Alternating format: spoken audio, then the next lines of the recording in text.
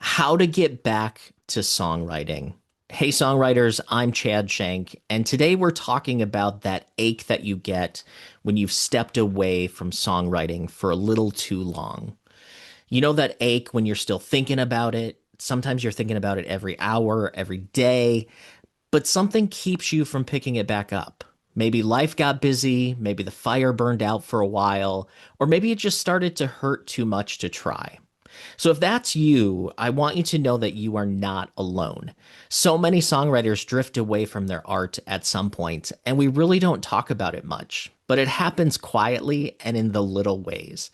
That notebook stays closed, the guitar never leaves its case, the excuses start to sound reasonable until one day you realize months have passed and you haven't written a single thing.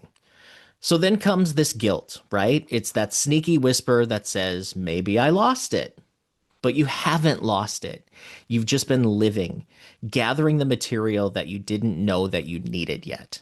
So getting back to songwriting is not about forcing yourself to create. It's about remembering why you created in the first place. So the emotional journey of a songwriter is definitely not a straight line. It's full of the highs, it's full of the lows. There's wild inspiration at one point, and then there's crippling self-doubt the next, right? Raise your hand if you feel that. Well, some days you feel like every single idea you have is gold. Other days you question why you even try. So that's normal. The ups and downs are not a sign that you're broken. They're proof that you're caring deeply about the songs that you make and that this is something that you really should be focused on. Because creativity asks you to really stay open, right? And staying open is hard. It hurts sometimes. You pour your heart into something and then you wonder if anyone really wants to hear it. So you start to protect yourself. You step away and then you tell yourself, oh, I'll get back to it later, right? But then something else comes up. But here's the thing about creativity. It doesn't leave you. It just waits. So it waits for you to slow down. It waits for you to get quiet.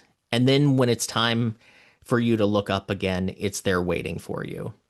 And when you finally come back to it, that joy of making something can feel almost sacred. The act of being creative taps into something deep inside us, that basic human desire to learn, to explore, to feel alive. So when you're writing, your brain releases all these good chemicals. It's the little sparks of delight that come from the curiosity, the discovery, the flow. And that's why you feel lighter. And that's why you feel better when you write, even if the song is sad.